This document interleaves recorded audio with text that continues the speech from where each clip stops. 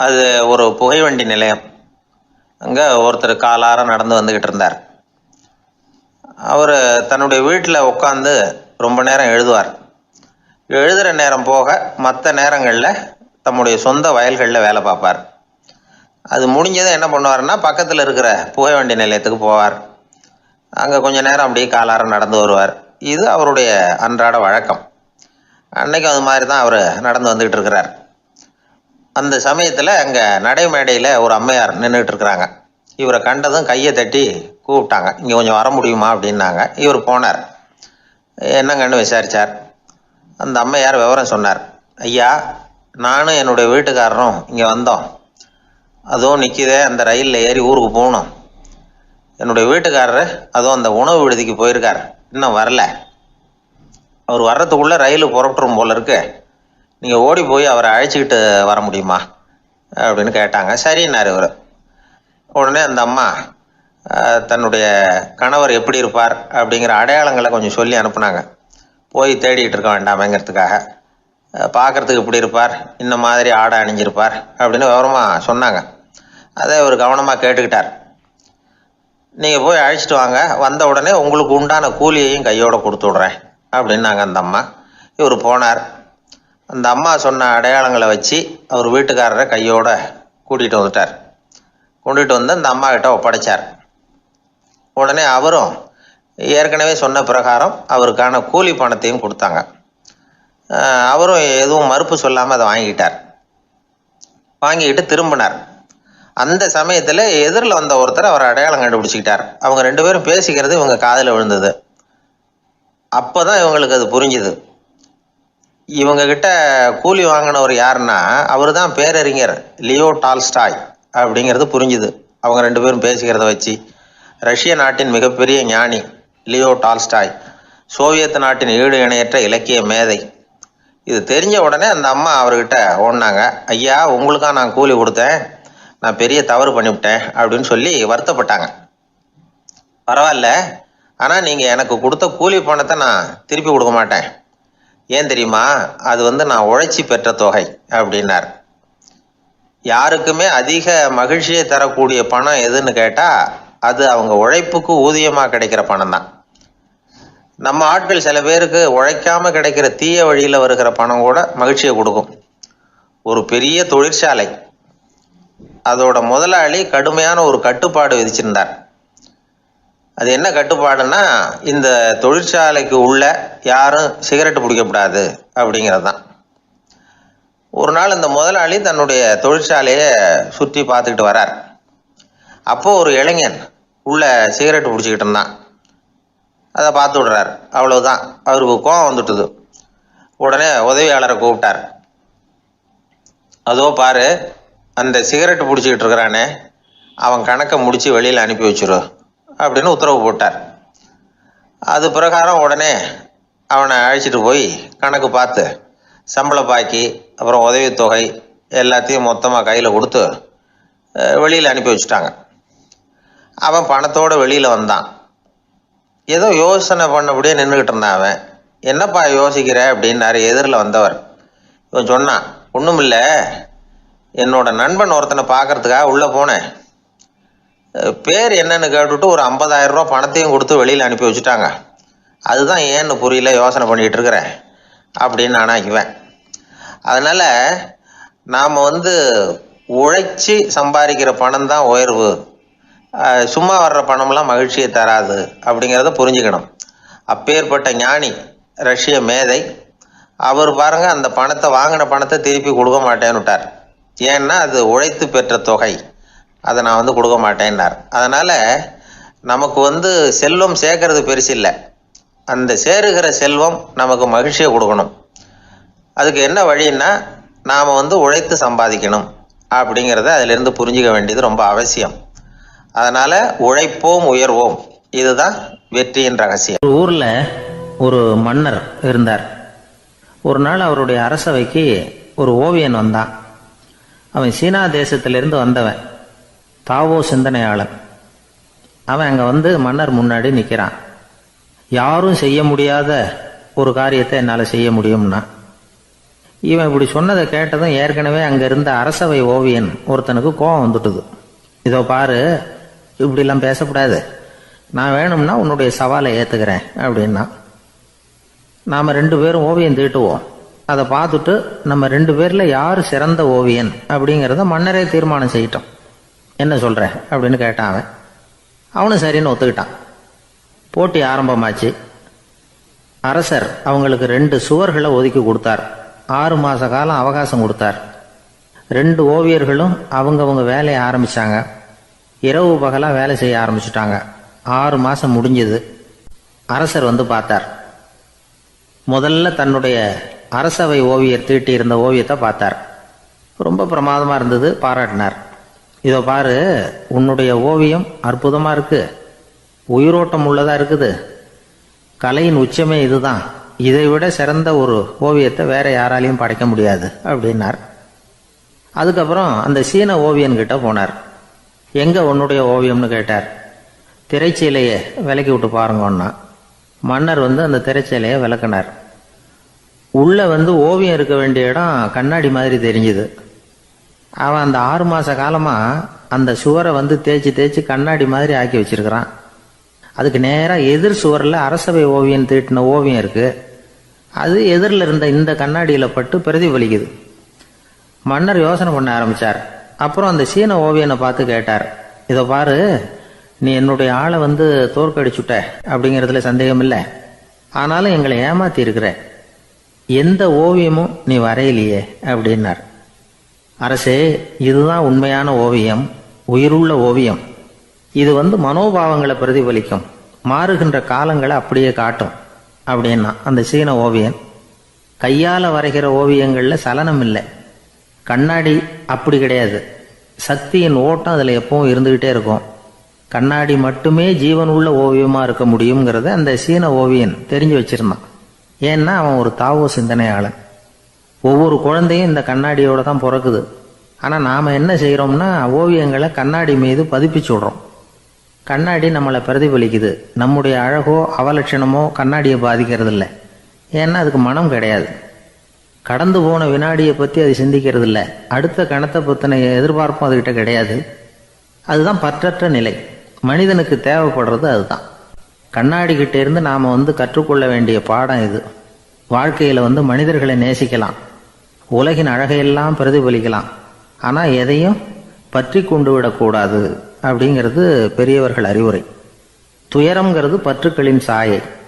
கண்ணாடி முன்னாடி நிற்கிறப்போவெல்லாம் நமக்கு இந்த ஞாபகம் வரணுமா.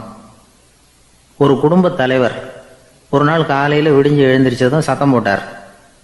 யார் இந்த கருங்குரங்கு படத்தை என் ரூமில் கொண்டாந்து மாட்டி வச்சது அப்படின்னு கத்தினார். சமையல் கட்டிலிருந்து மனைவி பதில் சொன்னாங்க. தூக்க கலக்கத்தில் உளராதிங்க, நல்லா பாருங்க, அது படம் கிடையாது, முகம் பார்க்குற கண்ணாடி அப்படின்னா. சில பேர் ஆளை பார்த்தா 60 வயசு மாதிரி தோணும், உண்மையான வயசு என்னன்னு பார்த்தா 40 அல்லது 45. சில பேரை பார்க்கறதுக்கு 45 மாதிரி தெரியும், உண்மையிலேயே 65 தாண்டி இருப்பாங்க. ஒரு மனிதனுக்கு 2 வகையான வயது உண்டுங்கிறார் ஓஷோ. அதாவது உடம்புக்குன்னு ஒரு வயசு, மனசுக்குன்னு ஒரு வயசு.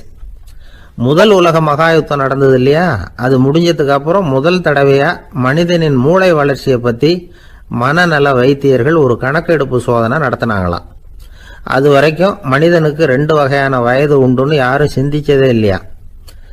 அந்த உலக மகாயுத்தம் முடிஞ்சதுக்கு அப்புறம் மனிதனுடைய சராசரி மனதின் வயதை கணக்கிட்டு பார்க்கும் பொழுது அவங்களுக்கெல்லாம் ரொம்ப அதிர்ச்சியாக இருந்துதான். ஏன்னா அது ரொம்ப பின்தங்கிய நிலையில் இருந்திருக்கு, வளர்ச்சி அடையாத நிலையில் இருந்திருக்கு. அவங்க கண்டுபிடிச்ச பிரகாரம் அப்போ மனசோட சராசரி வயசு என்ன தெரியுமா, 14. அப்படின்னா பார்த்துங்க, உடல் ரீதியாக ஒருத்தரோட வயசு 70 கூட இருக்கலாம், ஆனால் மனசோட வயசு 14 தான். இதுக்கு நேர்மாறாக அமைஞ்சு போச்சுன்னு வச்சேங்க. அதாவது ஒருத்தருக்கு உண்மையிலேயே 14 வயசு, அதாவது உடலோட வயசு 14, அவரோட மனசின் வயசு 70ன்னு வச்சுக்கோங்க. இப்படி அமைஞ்சு விட்டதுன்னா அவர் சீக்கிரம் ஞானத்தன்மை அடைஞ்சிருவார் அப்படின்னு அர்த்தம். இப்போ நமக்கெல்லாம் உடம்போட வயசு மனசோட வயசு ரெண்டும் ஒன்றா இருந்துட்டா அதுவே போதும், அதுவே பெரிய விஷயம்.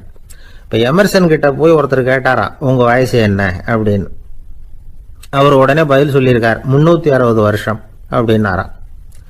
கேட்டவர் குழம்பி போயிட்டார். அவர் என்ன சொல்கிறாரு, 360 வயசா, என்ன நம்ம காதில் தான் சரியா விழலையா? எமர்சன் எப்பவும் உண்மையை பேசுகிற ஒரு சிறந்த அறிவாளி, அவர் இப்படிலாம் பொய் சொல்ல மாட்டாரே அப்படின்னு ஒரு யோசனை பண்ணிக்கிட்டே இவர் மறுபடியும் அவர் கிட்ட போனாராம். ஐயா, நீங்கள் சொன்னது சரியா என் காதில் விழலை, அதனால் மறுபடியும் கேட்குறேன், உங்கள் வயசு என்ன அப்படின்னாராம். எமர்சன் மறுபடியும் சொல்லியிருக்கிறார் 360 வருஷம்னு. வந்தவருக்கு உண்மையிலேயே அதிர்ச்சியாக போட்டுது. அதுக்கப்புறம் மெதுவாக ஆரம்பிச்சாராம். ஐயா, நீங்கள் சொல்கிறத என்னால் ஏற்றுக்க முடியாது. எப்படி பார்த்தாலும் இப்போ உங்களுக்கு வயசு ஒரு 60க்கு மேலே இருக்காதுன்னு நினைக்கிறேன் அப்படின்னாராம். நீங்கள் சொல்கிறது சரிதான், அது என் உடம்போட வயசுன்னாராம் எமர்சன். அப்படின்னா ஏற்கனவே நீங்கள் சொன்னது அப்படின்னு கேட்டிருக்காரு. அது என் மனசோட வயசு அப்படின்னாராம். நம்மளை பொறுத்த வரைக்கும் அறிவு தூசு படிஞ்சிருக்கு, அது மாதிரியே அன்பும் மாசுபட்டிருக்கு. இது ரெண்டையும் சுத்தம் பண்ண வேண்டியிருக்குது. அப்போ தான் நாம் சரியான வயசில் வாழ முடியும். ஒரு ஆசாமி இருக்கிறார். அவருக்கு உடம்போட வயசு அதிகம், மனசோட வயசு ரொம்ப குறைச்சல், குழந்தை மாதிரி. அவர் ஒரு ஆஸ்பத்திரியில் படுத்திருக்கிறார். நர்சம்மா எல்லாருக்கும் மருந்து கொடுத்துட்டு போகிறாங்க. கொஞ்ச நேரம் கழித்து திரும்பி வந்தாங்க. அப்போ இவர் அந்த அம்மாவை கூப்பிட்டு சொல்கிறார், இதை பாருங்கள் சிஸ்டர், நீங்கள் எல்லாருக்கும் சின்ன சின்ன மாத்திரையாக கொடுத்துட்டு எனக்கு மட்டும் நீளமான மாத்திரையாக கொடுத்துட்டீங்க. முழுங்கிறதுக்கு ரொம்ப கஷ்டமாக போச்சு. இனிமேல் எனக்கும் சின்ன மாத்திரையாக கொடுங்க சிஸ்டர் அப்படின்னாராம். அந்த அம்மா உடனே அதிர்ச்சியாகி தலையில் அடிச்சுக்கிட்டாங்களாம். நான் கஷ்டப்பட்டு மாத்திரையை முழுங்கினத்துக்கு நீங்கள் ஏமா தலையில் தட்டிக்கிறீங்க அப்படின்னு கேட்டிருக்காரு இவர். இதுக்கு அவங்க சொல்லியிருக்கிறாங்க, நான் உங்களுக்கு கொடுத்துட்டு போனது மாத்திரை இல்லைங்க, அது தெர்மாமீட்டர் அப்படின்னாங்களாம். ஒருத்தர் இருக்கார், நல்ல உத்தியோகத்தில் தான் இருக்கிறார். ஆனால் எப்போ பார்த்தாலும் முகத்தை வெறுப்பாக வச்சிருப்பார். அப்படியே வருவார் போவார். ஏன் சார் இப்படி இருக்கிறீங்க அப்படின்னு விசாரித்தோம். ஏன்டா இந்த வேலைக்கு வந்தோம்னு இருக்கு சார் அப்படின்னார். உங்கள் வேலை உங்களுக்கு பிடிக்கலையா அப்படின்னு கேட்டோம். இல்லைன்னார். இப்படிப்பட்டவங்க வெற்றிகரமான வாழ்க்கை வாழ முடியாது. இது நிபுணர்கள் கருத்து. வேலையை நேசிக்க தெரிந்தவர்கள் வெற்றி பெறுவார்கள் அப்படிங்கிறாங்க அவங்க. எந்த துறையாக இருந்தாலும் சரி, அந்த துறையில் வெற்றிகரமாக இருக்கிறவங்கள விசாரித்து பாருங்கள். எனக்கு என்னுடைய வேலை ரொம்ப பிடிக்கும் அப்படின்னு சொல்கிறவங்களாக தான் இருப்பாங்க. அப்படி இருந்தால் தான் அது வெற்றிகரமாக இருக்க முடியுது அவங்களால. ஒருத்தனுக்கு பிடித்தமான பொழுதுபோக்கே அவனுடைய தொழிலாக இருந்துட்டுதுன்னா அவனை மாதிரி கொடுத்து வச்சவன் வேற யாரும் இல்லை அப்படிங்கிறார் பெர்னாட் ஷா. ஒரு தடவை மன்னர் ஹுமாயூன் உயிரை தண்ணீர் முண்டு ஊற்றுகிற தொழிலாளி ஒருத்தர் காப்பாற்றினாராம் அந்த ஹுமாயூன் உயிரை. உடனே மன்னர் கேட்டிருக்கார், உனக்கு என்ன வேணும்னாலும் கேளு தரேன், உயர் பதவி வேணுமா அப்படின்னு கேட்டாராம். மன்னா, மக்களின் தாகம் தீர்க்கக்கூடிய இந்த பணியை விட உயர்ந்தது உண்டா அப்படின்னாராம் அந்த தொழிலாளி. அவரால் அவருடைய வேலையை நேசிக்க முடிஞ்சுது, அதனால் மகிழ்ச்சியாக இருக்க முடிஞ்சுது. நாமெல்லாம் அப்படி இல்லை. வேலை கிடைக்கிற வரைக்கும் கிடைச்சா போதும் அப்படின்னு இருக்கோம். கிடைச்சதுக்கப்புறம் ஏன்டா அந்த வேலைக்கு வந்தோம்னு ரொம்பவும் அழுத்துக்குவோம். சரி, நாம் இருக்கிற இடத்துல நாம் வெற்றிகரமாக இருக்க வழி உண்டா அப்படின்னா உண்டுன்னு சொல்கிறாங்க. அதாவது மன இயல் நிபுணர்கள் இருக்கிறாங்க இல்லையா, அவங்க அதுக்கு முக்கியமாக 6 வழிகள் சொல்கிறாங்க. நீங்கள் ஒரு அலுவலகத்தில் வேலை பார்க்குறவரா அப்படின்னா இதை கேளுங்க. அதாவது உங்கள் மேலதிகாரி எதிர்பார்ப்புக்கு தகுந்த மாதிரி உங்கள் வேலை இருக்குதா? அப்படி இல்லைன்னா முதல்ல உங்கள் வேலையின் தரம் உயரணும். உங்களுக்கு மேலே கீழே வேலை பார்க்குற பணியாளர்கள்கிட்ட நல்ல விதமாக பழகுறீங்களா? அந்த உறவு முறையில் ஏதாவது குறை இருந்தால் அதை கண்டுபிடிச்சி சரி பண்ணுங்க. நம்பிக்கைக்கு உரியவர் அப்படின்னு நீங்கள் பேர் எடுக்கணும். நீங்கள் எடுக்கிற முடிவு நல்ல முடிவாக தான் இருக்கும் அப்படின்னு அடுத்தவங்க சொல்லணும். உங்கள் தோற்றத்துக்கு முக்கியத்துவம் கொடுங்க. இது மனம் உடல் ரெண்டும் சம்மந்தப்பட்டது. அதனால் மனசையும் ஆரோக்கியமாக வச்சுருக்கணும், உடம்பையும் ஆரோக்கியமாக வச்சுருக்கணும். உங்களுடைய நிர்வாகம் செயல்படுற விதத்தை நல்லா புரிஞ்சு வச்சுக்கணும். உங்களுடைய நிர்வாகம் இப்போ ஒரு காரியம் செய்யுதுன்னு வச்சுங்க, ஏன் அப்படி செய்யுது, எதுக்காக அப்படி செய்யுது, அதனுடைய குறிக்கோள் என்ன, அது நீடிக்கிறதுக்கு காரணம் என்ன, இதெல்லாம் தெரிஞ்சுக்கணும். சிரிப்புக்கு வஞ்சகம் பண்ணக்கூடாது, நல்லா சிரிக்கணும், அப்போ தான் அது திரும்ப கிடைக்கும். கடந்த கால தோல்வியை பற்றி கவலைப்படக்கூடாது. முதலாளி விருப்பம் தெரிஞ்சு நடந்துக்கிறது நல்லது தான். அதுக்காக காக்கா பிடிக்கணுங்கிற அவசியம் இல்லை. உங்களுக்கு ஒரு பொறுப்பான வேலை கிடைக்குது, உடனே சத்தம் குழப்பம் அப்படின்னு சூழ்நிலையை இறுக்கமாக ஆக்கிடக்கூடாது. எந்த சூழலையும் இயல்பாக கையாளக்கூடியவர் அப்படிங்கிறத காட்டணும். இதெல்லாம் உங்கள் துறையில் நீங்கள் வெற்றி பெற நிபுணர்கள் சொல்கிற யோசனைகள். இவ்வளவு விவரமும் சொல்லிவிட்டு ஒருத்தரை பார்த்து கேட்டோம், இப்போ சொல்லுங்க, நீங்கள் செய்கிற வேலை உங்களுக்கு பிடிச்சிருக்குதா அப்படின்னோம். ரொம்ப ரொம்ப பிடிச்சிருக்குது அப்படின்னார். சரி, என்ன செஞ்சிட்டு இருக்கிறீங்க அப்படின்னு கேட்டோம். சும்மா தான் இருக்கிறேன் அப்படின்னார் அவர். அந்த ஆளை கண்டா ஏன் இப்படி முகத்தை திருப்பிக்கிட்டு வர்றீங்க அப்படின்னு கேட்டார் ஒருத்தர் நண்பர்கிட்ட. எலெக்ஷனில் அவன் எதிர்த்து நின்னவன் சார், என்ன அவங்ககிட்ட நமக்கு என்ன பேச்சுவார்த்தை அப்படின்னாராம் ரொம்ப கோபமாக இவர். சரி, அந்த ஆள் யாருன்னு கேட்டேன். என் கூட பிறந்த தம்பி தான் சார் அப்படின்னார் அந்த கோபம் குறையாமல். அதாவது நம்ம ஊர் நிலவரம் இப்படி, அதாவது அண்ணனும் தம்பியும் எதிர்த்து நிற்பாங்க தேர்தலில், ஒருத்தர் கண்டா பேசிக்கிறது இல்லை. ஆனால் இங்கிலாந்தில் எப்படி தெரியுமா, அங்கே ஒரே மேடையில் போட்டி போடுற 2 வேட்பாளர்களும் பேசுவாங்களாம், பட்டிமன்றம் மாதிரி. ஒருத்தர் முதல்ல எழுந்திருப்பார், நான் இந்த தேர்தலில் வெற்றி பெற்றால் என்னென்ன செய்வேன் அப்படின்னு சொல்லிவிட்டு உட்காருவார். அதுக்கப்புறம் அடுத்தவர் எழுந்திருப்பார், அவர் சொல்லுவார், நான் வெற்றி பெற்றால் இந்த மக்களுக்கு என்னென்ன செய்வேன், இந்த நாட்டுக்கு என்னென்ன செய்வேன் அப்படிங்கிறத சொல்லிவிட்டு உட்காருவார். 2 பேரும் ஒரே மேடையில் பேசுவாங்க. மக்கள் 2 பேர் பேச்சையும் கேட்டுக்கிட்டு ஒரு முடிவுக்கு வருவாங்க. இதுதான் அங்கே உள்ள பழக்கம். இங்கே அப்படி இல்லை. இங்கே ஒருத்தர் பார்த்தாவே முகத்தை திருப்பிக்கிறது. ஒரு தடவை இது மாதிரி ஒரு கூட்டம் நடந்துகிட்டு இருக்கு அங்கே வெளிநாட்டில் தான். நேரத்துக்கு சரியாக ஒரு வேட்பாளர் வந்து சேரலை. இது இங்கிலாந்தில் நடந்த நிகழ்ச்சி. அப்புறம் என்னாச்சுன்னா, ஒருத்தர் வந்துட்டார், இன்னொருத்தர் வந்து சேரலை. அப்புறம் உடனே அந்த ஒருத்தர் வந்தவர் பேச ஆரம்பிச்சிட்டார். அதாவது அந்த இன்னொருத்தர் சார்பாகவே பேசிட்டாராம். அதாவது அவர் வரல, நான் அவர் சார்பாக நான் பேசிடுறேன். அதாவது அவர் ஜெயிச்சுட்டா அவர் என்னென்ன செய்வார் இந்த நாட்டுக்கு அப்படின்னு சொல்லி அவர் பக்கத்தில் உள்ள நியாயத்தை எடுத்து இவரே சொல்லிட்டாராம். இப்படிலாம் அங்கே நடந்துதான். இது எப்பேற்பட்ட தேர்தல் பண்பாடு பாருங்க. அதனால இன்னொரு விஷயம், இப்போ இங்கிலாந்துலாம் ஓட்டு கேட்குறப்ப வெற்றியா தோல்வியாங்கிறத ஓரளவுக்கு யூகிச்சுடலாமா. இப்போ ஒரு வேட்பாளர் ஒரு வீட்டுக்கு முன்னாடி போய் நின்று எனக்கு ஓட்டு போடுங்கன்னு கேட்குறாருன்னு வச்சுங்களேன், அதுக்கு என்ன பார்த்து செய்கிறோம், போயிட்டு வாங்க அப்படின்னு சில வீடுகளில் வாசலில் நின்று சொல்லி அனுப்பிச்சிருவாங்களாம். வேற சில வீடுகளில் எப்படின்னா, வேட்பாளரை வீட்டுக்குள்ளே கூப்பிட்டு காபி சாப்பிட சொல்லி உபசரித்து அதுக்கப்புறம் அனுப்பி வைக்கிறது வழக்கமா. இதில் எந்த வீட்டு ஓட்டு நிச்சயம் தெரியுமா? வாசலில் நின்று வழி அனுப்பி வச்சுடுறாங்க பாருங்க, அவங்க ஓட்டு நிச்சயம். உள்ளே கூப்பிட்டு காப்பி கொடுத்து அனுப்புகிறாங்க பாருங்க, அவங்க ஓட்டு நிச்சயம் இல்லையா. சரி, அப்புறம் ஏன் அந்த உபசரிப்பு அப்படின்னு கேட்டால் அதுக்கு ஒரு காரணத்தை சொல்கிறாங்க. அதாவது அது ஒரு அனுதாபத்தை தெரிவிக்கிற முறையா. ஐயோ பாவம், நாம் இவருக்கு ஓட்டு தான் போட போகிறதில்ல, எதையாவது செய்வோம், காப்பியாவது சாப்பிட்டு போகட்டும் அப்படிங்கிற எண்ணமா. இப்படி அந்த ஒரு பழக்கம். ஆக அந்த ஊரில் நிறைய காப்பி சாப்பிடணும்னு ஒருத்தர் ஆசைப்பட்டால் தேர்தலில் தோற்று போகிறதுக்கு தயாராக இருக்கணும். ஒரு சமயம் ஒரு ஊரில் தேர்தல் நடந்துதான். ஒரு தொகுதியில் நின்று தோற்று போன ஒருத்தர் கையில் ஒரு துப்பாக்கியோட ஊருக்குள்ளே சுற்றிக்கிட்டு இருந்தாராம். ஒரு போலீஸ்காரர் அவரை பார்த்துட்டு சந்தேகப்பட்டிருக்கார். அதனால் அவரை தடுத்து நிறுத்தி, என்ன இது துப்பாக்கியோட சுற்றுறீங்களேன்னு விசாரிச்சிருக்கார். இதுக்கு அவர் சொன்னாராம், சார், இந்த தொகுதியில் மொத்தம் 1,00,000 வாக்காளர்கள், அதில் எனக்கு 10,000 பேர் மட்டும்தான் எனக்கு ஓட்டு போட்டிருக்கிறாங்க. அப்படின்னா எனக்கு வேண்டாதவங்க இந்த தொகுதியில் 90,000 பேர் இருக்கிறாங்கன்னு அர்த்தம். இப்படி ஒரு சூழ்நிலையில் நான் என்னுடைய பாதுகாப்புக்கு ஆயுதம் இல்லாமல் நடமாடலாமா அப்படின்னு கேட்டாராம். எவ்வளவு எச்சரிக்கை பாருங்க.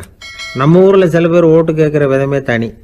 ஒருத்தர் ரொம்ப சாமர்த்தியமாக ஓட்டு கேட்பாராம். அவர் எப்படின்னா, ஒரு வீட்டுக்கு போகிறாருன்னு வச்சுங்களேன், அந்த நேரம் அந்த வீட்டுக்காரரு என்ன செஞ்சுக்கிட்டு இருக்கிறாரோ அதே வேலையை இவரும் கொஞ்ச நேரம் செய்வாராம், அவருக்கு ஒத்தாசையா.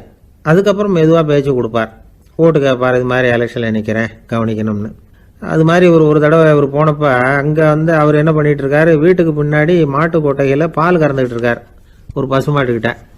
அந்த வீட்டில் இவர் ஓட்டு கேட்க போனவர் இவர் ஓடி போய் இன்னொரு சொம்பை எடுத்துக்கிட்டு அதே மாட்டுக்கு இன்னொரு பக்கம் போய் உட்காந்துக்கிட்டு இவரும் பால் கறக்க ஆரம்பிச்சிட்டார்.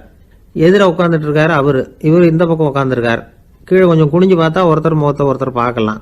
கொஞ்ச நேரம் ஆனதுக்கப்புறம் இவர் மெதுவாக அவர்கிட்ட பேச்சு கொடுத்தாராம். இது மாதிரி நான் எலெக்ஷனில் நிற்கிறேன், நீங்கள் ஓட்டு போடணும், அதுக்காக தான் வந்தேன்னாராம். அது முடியாதுங்களேன்னாராம் அவர். ஏன்னு கேட்டிருக்கார். நான் இந்த வீட்டுக்காரன் இல்லை, நானும் உன்ன மாதிரி ஓட்டு கேட்க வந்தவன் தான் அப்படின்னாராம் அவர். ஜெருசலேம் அங்கே உள்ள ஒரு தேவாலயம். அதில் உள்ள பலிபீடத்தின் முன்னாடி ஒரு பெட்டி உண்டு. அது காணிக்கை பெட்டி. ஆலயத்துக்கு வர்றவங்க பிரார்த்தனை பண்ணிவிட்டு திரும்பி போகிற சமயத்தில் அந்த பெட்டியில் காணிக்கை போடுவாங்க. அவங்களால எவ்வளவு முடியுமோ அவ்வளவு போடுறது வழக்கம். அவங்கவுங்க வசதிக்கு தகுந்த மாதிரி போடுவாங்க. வசதி உள்ளவங்களாக இருந்தாலும் சரி, வசதியே இல்லாத வறியவர்களாக இருந்தாலும் சரி, ஆலய காணிக்கை பெட்டியில் காசு போடுறது அவங்களுக்கு ரொம்ப பெருமையான ஒரு செயல்.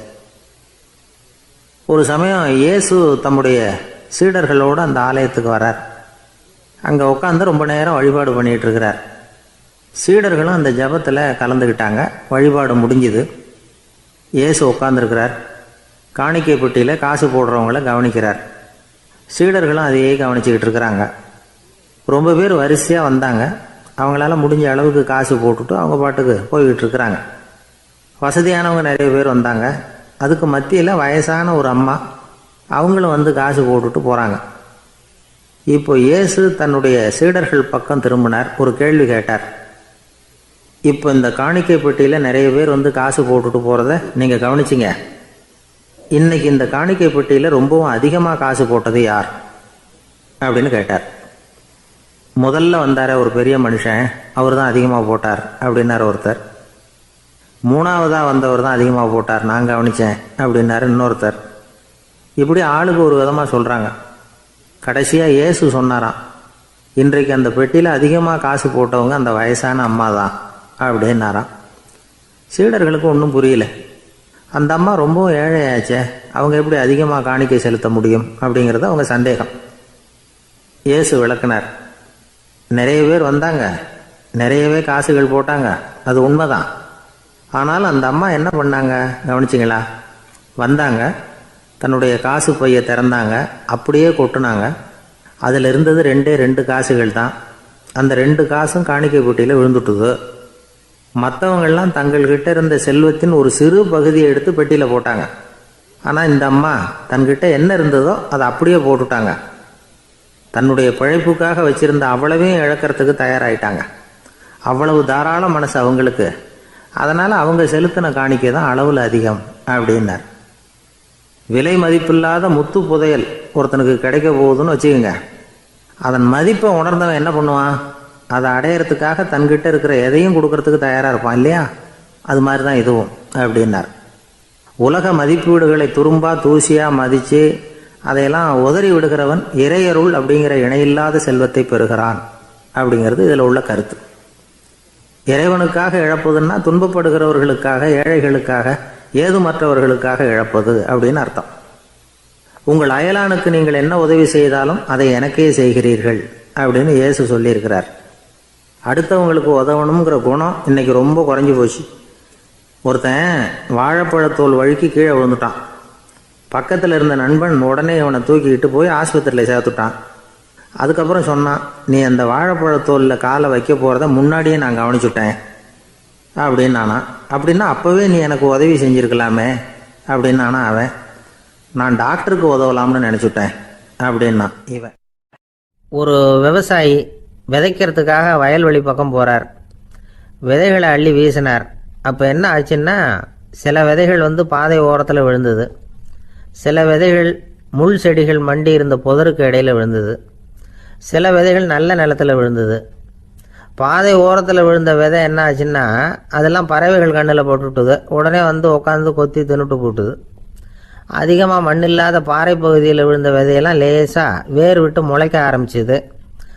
அதுக்கப்புறம் வேர் கீழேயும் ஆழமாக போக முடியல, மேலேயும் சூரிய வெப்பம் அதிகம் தாங்க முடியல, எல்லாம் காஞ்சி கருகி போட்டுது.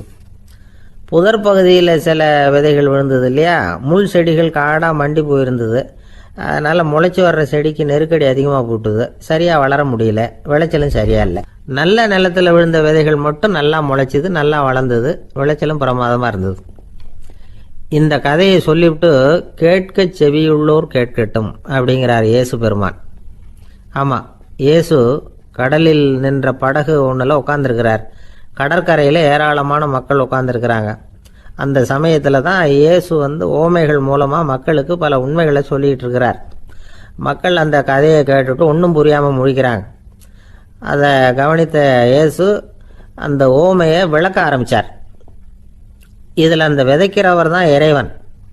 அவருடைய வார்த்தைகளை விதைக்கிறார். அந்த வார்த்தைகளை கேட்கிற மக்கள் அந்த விழுந்த விதைகள் மாதிரி 4 வகையானவர்கள். சில பேர் பாதை ஓரத்தில் விழுந்த விதைகள் மாதிரி. இறைவன் வார்த்தைகளை அவங்க கேட்குறாங்க, ஆனால் தீய எண்ணங்கள் செய்கைகள் மூலமாக விதைக்கப்பட்ட வார்த்தைகள் அழிஞ்சு போடுது. இறைவன் வார்த்தைகளை கேட்ட உடனே மகிழ்ந்து போய் உடனே சில பேர் அதை ஏற்றுக்கிறாங்க. இவங்கெல்லாம் அந்த பாறை பகுதியில் விழுந்த விதைகள் மாதிரி. அதனால் இவங்கெல்லாம் வேறு இல்லாதவங்க, கொஞ்ச காலத்துக்கு இறை வார்த்தைகளுக்கு கீழ்ப்படிந்து நடப்பாங்க. அதனால் ஏதாவது இடைஞ்சல் ஏற்பட்டால் உடனே தடுமாறுவாங்க. தங்கள்கிட்ட இருக்கிற நல்ல பண்புகளை விட்டுட்டு பாவ வழிகளுக்கு போயிடுவாங்க. முள் செடிகளுக்கு இடையில் விழுந்த விதைகள் மாதிரி உள்ளவங்க யாருன்னா, இவங்களுக்கு உலக கவலை உண்டு, செல்வத்தின் மீது மயக்கம் உடையவர்கள், உலக ஆசைகள் இவங்களுக்குள்ள பூந்துடுறதுனால அங்கே இருக்கிற நல்ல பண்புகள் மறைஞ்சு போயிடுது. அதனால் அவங்களும் உபயோகம் இல்லாதவங்களாக ஆயிடுறாங்க. நல்ல மனிதர்கள் நல்ல நிலத்தில் விழுந்த விதைகளுக்கு ஒப்பானவர்கள். இவங்க இறை வார்த்தையை கேட்குறாங்க, அதை ஏற்றுக்கிறாங்க, அவங்களும் நல்லபடியாக வாழுறாங்க, அடுத்தவங்களுக்கும் உபயோகமாக இருப்பாங்க. இதுதான் இயேசு சொன்ன விளக்கம். நல்ல வார்த்தைகளை கேளுங்கள், நல்ல வார்த்தைகளை ஏற்றுக்கொள்ளுங்கள், அடுத்தவங்களுக்கு உபயோகமாக இருங்க. இதுதான் பெரியவங்கள்லாம் நமக்கு சொல்லுகிற உபதேசம். ஒரு அப்பா தன்னுடைய மகனுக்கு உபதேசம் பண்ணார். இதை பாருப்பா, நல்ல வார்த்தைகளை கேட்கணும், எப்போதுமே மகன் அப்பா பேச்சை கேட்கறது நல்லது அப்படின்னாராம். நீ ஏதாவது ஒரு தப்பு பண்ணால் என் தலையில் ஒரு முடி நரைச்சி வெள்ளையாக போடும்பா, நீ செய்கிற ஒவ்வொரு தப்புக்கும் என் தலையில் ஒவ்வொரு முடி வெள்ளையாயிடும் அப்படின்னாராம். பையன் யோசிச்சான், அப்பா இப்போதான் எனக்கு புரியுது, தாத்தாவோட தலைமுடி பூராவும் வெள்ளையாக இருக்கிறதுக்கு என்ன காரணம்ங்கிறது எனக்கு இப்போ தான் புரியுது அப்படின்னானா. ஐயா, உங்கள் பேரை தொடர்ந்து தினம் கேட்டுக்கிட்டு இருக்கிறேன் அப்படின்னார் ஒருத்தர். தொடர்ந்து கேட்குறீங்களே, உங்களுக்கு காது வலிக்கலையா அப்படின்னு கேட்டோம். பேசுகிற உங்களுக்கே வாய் வலிக்கல அப்படிங்கிறப்போ கேட்குற எங்களுக்கு எப்படி காது வலிக்கும் அப்படின்னார். நம்ம உடம்புல ஒரு அதிசயம் என்ன தெரியுமா? ரொம்ப நேரம் நாம் நடக்கிறோம்னு வச்சுக்கோங்க, கால் வலிக்கும். ரொம்ப நேரம் வேலை செஞ்சால் கை வலிக்கும், உடம்பு வலிக்கும். ரொம்ப நேரம் பார்த்துக்கிட்டே இருந்தால் கண்ணு வலிக்கும். ரொம்ப நேரம் பேசிக்கிட்டே இருந்தால் வாய் கூட வலிக்கும். ஆனால் ரொம்ப நேரம் கேட்டுக்கிட்டே இருக்கிறதுனால காது வலிக்கிறது இல்லை. அதனால் கேட்கறதுக்கு முக்கியத்துவம் கொடுத்தாங்க நம்ம பெரியவங்க. திருவள்ளுவர் தேவையில்லாமல் வார்த்தைகளை உபயோகப்படுத்த மாட்டார். ஒரு திருக்குறள்னு எடுத்துக்கிட்டாவே அதில் மொத்தம் 7 வார்த்தைகள், அவ்வளவுதான். அப்படி 7 வார்த்தைகள் மட்டுமே உள்ள ஒரு திருக்குறளில் வள்ளுவர் ஒரே வார்த்தையை 5 தடவை உபயோகப்படுத்தியிருக்கிறார், திரும்ப திரும்ப பயன்படுத்தியிருக்கிறார். அப்படின்னா அதை எந்த அளவுக்கு வலியுறுத்தி சொல்கிறார் அப்படிங்கிறத நாம் புரிஞ்சுக்கணும். அது என்ன குறள்? செல்வத்துள் செல்வம் செவிச்செல்வம், அச்செல்வம் செல்வத்துள் எல்லாம் தலை. செவிச்செல்வம்ங்கிறது அவ்வளவு முக்கியமானது. கற்றலின் கேட்டல் நன்று. அதிகம் கேட்கணுங்கிறதுக்காகத்தான் எவ்வளவு கேட்டாலும் காது வலிக்கிறது இல்லை. குறைச்சலாக பேசணும், அதிகமாக கேட்கணும். இன்னொரு விஷயம் கவனிங்க, நம்ம உடம்புல கண்ணுக்கு மூடி இருக்குது, எதையாவது நாம் பார்க்க விரும்பலைன்னா உடனே கண்ணை மூடிக்கலாம். நம்ம வாய்க்கு மூடி இருக்குது, பேச விருப்பம் இல்லையா, வாயை மூடிக்கலாம். மூக்குக்கு கூட மூடிக்கிற வசதி இருக்குது, எதையாவது முகர விருப்பம் இல்லையா, மூச்சை அடக்கிக்கலாம். ஆனால் பாருங்கள், காதுக்கு மூடி கிடையாது, அதை கையால் தான் மூட முடியும். யார் என்ன சொன்னாலும் அது நல்லதோ கெட்டதோ காதில் விழுந்துக்கிட்டு தான் இருக்கும். அறிவு தான் நல்ல விஷயங்களை எடுத்துக்கிட்டு கெட்ட விஷயங்களை விட்டுடணும். நல்ல கருத்துக்கள் நம்ம காதில் நிறைய விழுந்துக்கிட்டே இருக்கணும். அதை கேட்டு நாம் நல்லபடியாக வாழணுங்கிறது தான் படைப்பின் விருப்பம். ஆன்மீகவாதிகள் கூட ஒன்று சொல்லுவாங்க, அதாவது ஆன்மீக பாதையில் நீங்கள் முன்னேறணும்னா முதல்ல சிரவணம் செய்யணும்பாங்க. அதாவது பெரியவங்க சொல்கிற நல்ல கருத்துக்களை கேட்கணும் அப்படின்னு அதுக்கு அர்த்தம். அதனால் யார் நல்ல கருத்துக்களை சொன்னாலும் அதை காது கொடுத்து கேளுங்க. இவ்வளவு கருத்துக்களையும் நம்ம நேயர் ஒருத்தர்கிட்ட சொல்லிகிட்டு இருந்தோம். அவரும் சரி சரின்னு தலையாடிக்கிட்டே இருந்தார். அப்புறம் சொன்னார், நீங்கள் சொல்கிறது சரிதான் சார், காதுக்கு மூடி இல்லைங்கிறது ரொம்ப சரி, அதனால தான் உங்கள் தகவல் கூட நாங்கள் விரும்புகிறோமோ இல்லையோ தினம் காதில் விழுந்துக்கிட்டு இருக்குது அப்படின்னார்.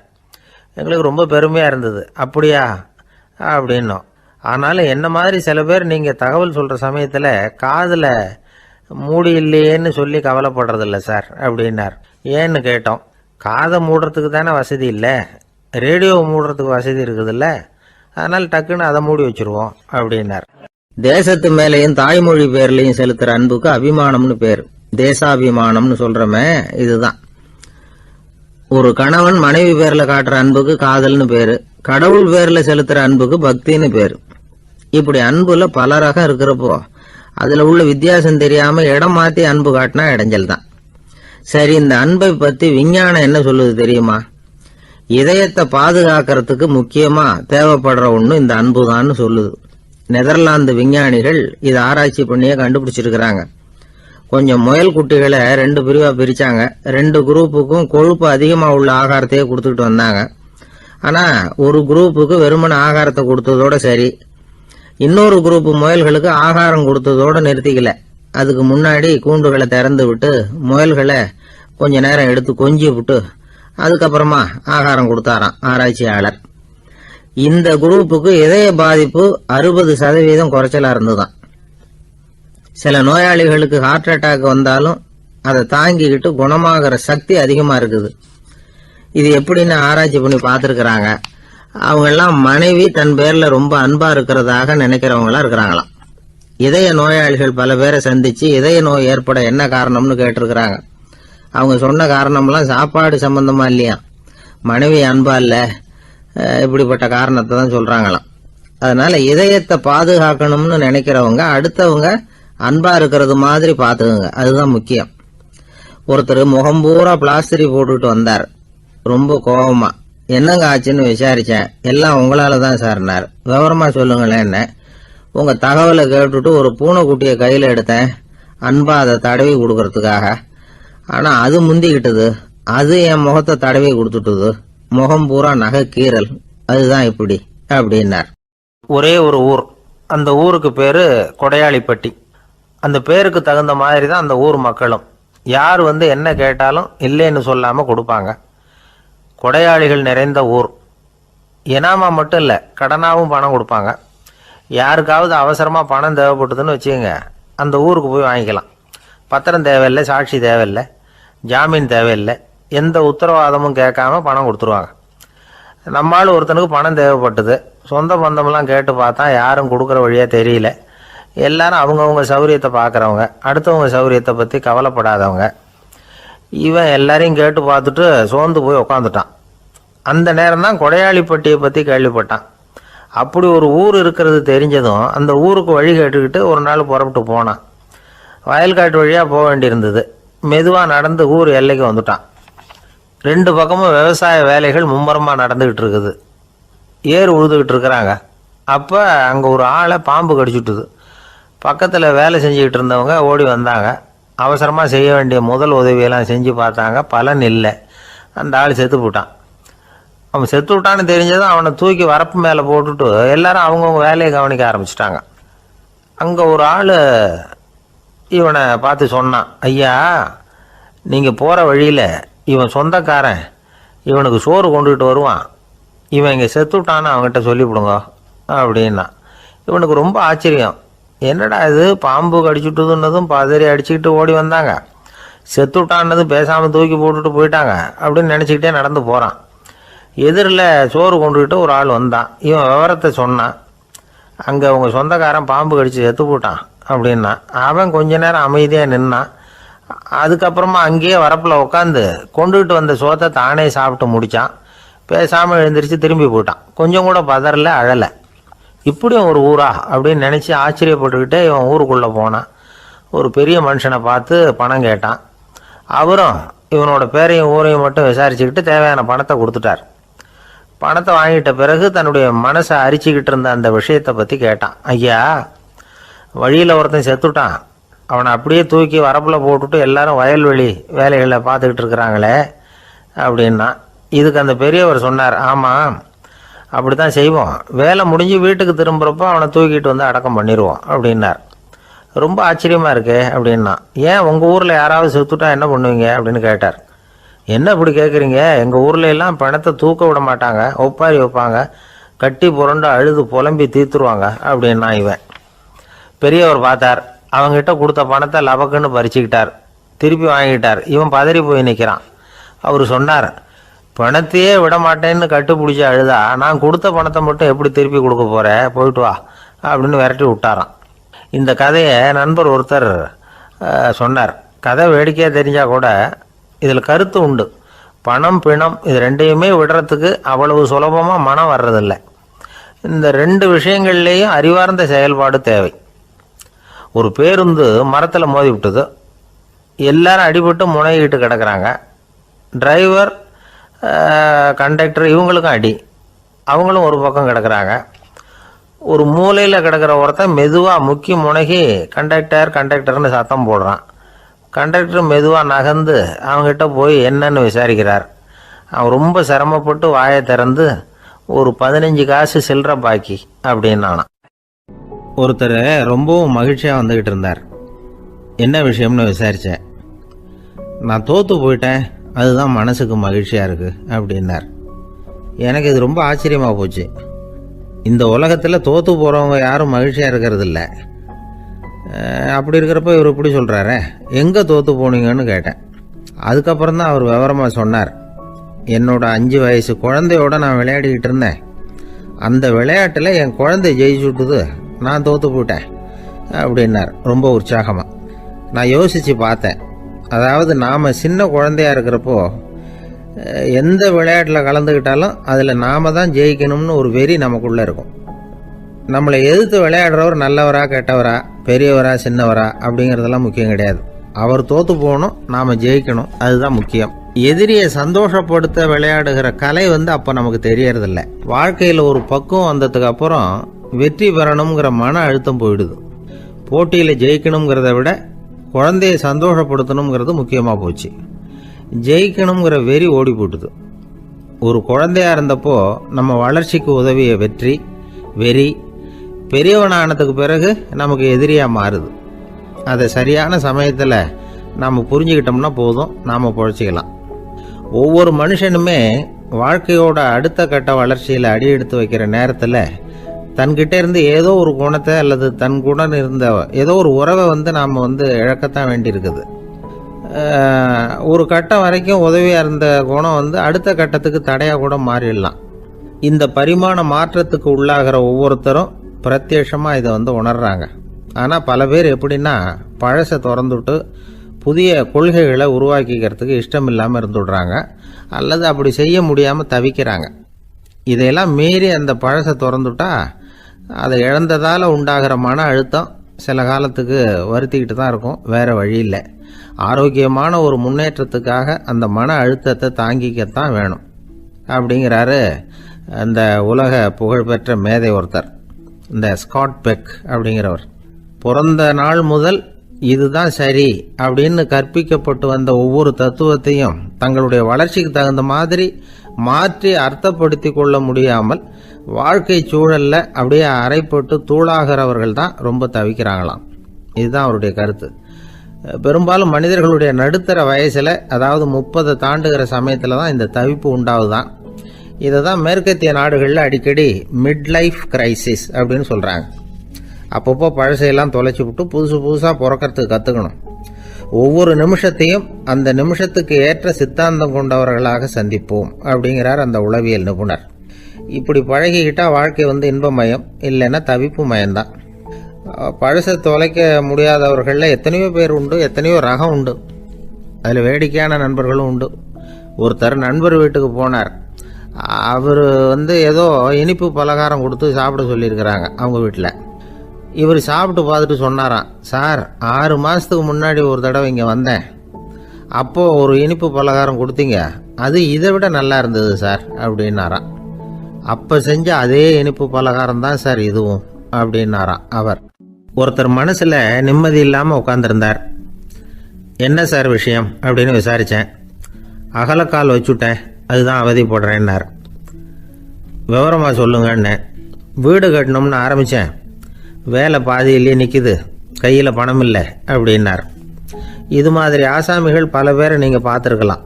இவங்கெல்லாம் சுலபமாக மன அழுத்தத்துக்கு ஆளாயிடுறாங்க. மன உளைச்சல், அதாவது ஸ்ட்ரெஸ் அப்படின்னு சொல்கிறோமே, அதுக்கு அடிப்படையான சில காரணங்கள் உண்டு. அதாவது மிகையாக திட்டமிடுதல் அப்படிங்கிறதும் ஒரு முக்கியமான காரணம். நடைமுறை சாத்தியம் என்னங்கிறத மனசில் வச்சுக்கிட்டு எந்த திட்டத்தையும் தீட்டணும், அப்போ தான் அது சரியாக வரும். 2வது காரணம் என்ன தெரியுமா? ஒரே நேரத்தில் பல்வேறு செயல்களில் ஈடுபடுறது. தொலைபேசியில் பேசிக்கிட்டே கையில் இருக்கிற கடிதத்தை படிச்சுக்கிட்டே எதிரில் உட்காந்துக்கிட்டு இருக்கிறவருக்கும் அப்பப்போ பதில் சொல்லிக்கிட்டு மனசில் பல்வேறு சிந்தனைகளை அப்படியே ஓட விட்டுக்கிட்டு இருக்கிறது, இதுவும் மன அழுத்தத்தை உண்டாக்குது. 3வது காரணம், எதிலேயும் வெற்றி மட்டும் எதிர்பார்க்குற ஒருதலை பட்சமான ஆர்வம். நாம் தொட்டதெல்லாம் வெற்றியாகவே முடியணும் அப்படின்னு எதிர்பார்க்குறவங்க ஏதாவது ஒன்றில் தோல்வியை கண்டால் தோண்டு போயிடுறாங்க. எப்படியும் முடியலாம்ங்கிற எண்ணம் ஏற்கனவே நமக்குள்ளே இருந்துட்டுதுன்னா அந்த அவஸ்தை வராது. அதனால் அதுவும் நம்ம வளர்த்து கொள்ள வேண்டிய ஒரு குணம். மன உளைச்சல் ஏற்படுறதுக்கு இன்னொரு காரணம், எதையும் வேகமாக செஞ்சுடணும் அப்படிங்கிற துடிப்பு. அந்த துடிப்பே மனசை அழுத்த ஆரம்பிச்சிடும். எந்த ஒரு காரியத்திலையும் தாமதமோ இடையூறோ ஏற்பட்டால் அதை பொறுத்துக்கிற மனப்போக்கம் வேணும். அது இல்லாதவங்க அழுத்தத்துக்கு ஆளாயிடுறாங்க. சில பேர் வேலைன்னு எந்த நேரம் பார்த்தாலும் வேலையே கதின்னு கிடப்பாங்க.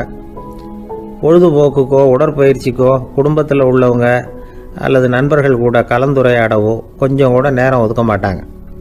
இந்த சுபாவம் மன அழுத்தத்தை உண்டு பண்ணும். இதையெல்லாம் புரிஞ்சுக்கிட்டு அதிலிருந்து விடுபடுறது எப்படின்னு யோசிக்கணும். வல்லுநர்கள் இது தொடர்பாக சில யோசனைகளை சொல்லி வச்சிருக்கிறாங்க. அது என்னன்னா, வாழ்க்கைங்கிறது பிரச்சனைகளால் பின்னப்பட்ட ஒன்று. அது எப்போவுமே முடிவடையாத ஒரு தொடர்கதை அப்படிங்கிறத முதல்ல நாம் புரிஞ்சுக்கணும். ஒரே நேரத்தில் ஒரு காரியத்தில் மட்டுமே நாம் கவனம் செலுத்தணும். அடுத்தவங்க காரியத்தில் தலையிடக்கூடாது. எதையும் பேச ஆரம்பிக்கிறதுக்கு முன்னாடி நம்மை நாமே கேட்டுக்க வேண்டிய கேள்வி 2. 1, நான் சொல்ல போகிறது ரொம்ப முக்கியமானதா? 2வது, நான் சொல்கிறத அவங்க கேட்கறதுக்கு ஆசைப்படுறாங்களா? நான் பேசுகிறதுக்கு அது சரியான நேரம் தானா? இதை யோசித்து பார்த்ததுக்கப்புறம் எதையும் பேச ஆரம்பிக்கணும். முடிஞ்ச அளவுக்கு வளைந்து போகிற சுபாவத்தை வளர்த்துக்கணும். நம்ம நேரம் விலை மதிப்பு இல்லாதது. அதை வீணாக்கக்கூடாது. சிரிக்க தெரியலனாலும் பரவாயில்ல, முகத்தில் கொஞ்சம் புன்முறுவலாவது காட்டணும். இதெல்லாம் ரொம்ப முக்கியம். அடுத்தவங்க ஏதாவது செஞ்சால் உடனே நன்றி சொல்ல மறக்கக்கூடாது. தினமும் கொஞ்சம் நேரத்தை தனிமையில் செலவு பண்ணணும். மன உளைச்சலிருந்து விடுபடுறதுக்கு 3 முக்கிய வழிகள் சொல்கிறாங்க. அதை சுருக்கமாக ரெட் அப்படின்னு சொல்கிறாங்க. RED ஆங்கில எழுத்தில். அந்த முதல் எழுத்து R, அது என்னென்னா ரிலாக்ஸேஷன், அதாவது இடை ஓய்வு. 2வது E எக்ஸர்சைஸ், உடற்பயிற்சி. 3வது டயட், திட்டமிட்ட உணவு முறை. அதனால் தியானம், மூச்சு பயிற்சி இதெல்லாம் இந்த இடை ஓய்வுக்கு வழிகள். எந்த வேலையையும் தொடர்ந்து செய்யக்கூடாது. எல்லார்கிட்டையும் கலகலப்பாக பழகணும். மாதத்துக்கு ஒரு நாளாவது குடும்பத்தோடு வெளியில் போயிட்டு வரணும். சுலபமான உடற்பயிற்சிகளை செய்யலாம். உடற்பயிற்சிங்கிறது நமக்காக நாம் செய்கிற ஒரு நீண்டகால முதலீடு அப்படின்னு சொல்லுவாங்க. அதாவது லாங் டேர்ம் இன்வெஸ்ட்மெண்ட்டாக. அளவோடு சாப்பிட்ணும், மெதுவாக சாப்பிட்ணும். இதெல்லாம் கொஞ்சம் மனசில் வச்சுக்கிட்டு நடந்துக்கிட்டால் மகிழ்ச்சியாக வாழலாம். சில பேர் சாப்பாட்டு விஷயத்தில் ரொம்ப அக்கறை எடுத்துக்கிறது உண்டு. ஒரு குண்டு ஆசாமி சாப்பிட உக்காந்தார். முதல்ல ஒரு மாத்திரை சாப்பிட்டார். எதுக்குன்னு கேட்டோம். பசி எடுக்கிறதுக்குன்னார். சாப்பிட்டு முடித்தார். பிறகு மறுபடியும் ஒரு மாத்திரை சாப்பிட்டார். இது எதுக்குன்னு கேட்டோம். சாப்பிட்டது ஜீரணமாகறதுக்கு அப்படின்னார். கத்தியை தீட்டாதே புத்தியை தீட்டு அப்படின்னு ஒரு பெரியவர் புத்தி சொன்னார். அதை கேட்ட ஒரு இளைஞன், அது எப்படி பெரியவரை புத்தியை தீட்டுறது? கத்தியை தீட்டுன்னு சொன்னால் ஒரு கருங்கல்லில் கத்தியை தேய்க்கலாம். புத்தியை தீட்டுன்னு சொன்னால் எப்படி தலையை கொண்டுட்டு போய் தரையில் தேய்ச்சிக்கிட்டு இருக்க முடியுமா அப்படின்னா. அந்த பெரியவர் உடனே புரிஞ்சுக்கிட்டார், இந்த இளைஞனுக்கு புத்தி கூர்மை கம்மி அப்படிங்கிறத புரிஞ்சுக்கிட்டார். அது சரி, அறிவுக்கும் புத்திசாலித்தனத்துக்கும் என்ன வித்தியாசம்?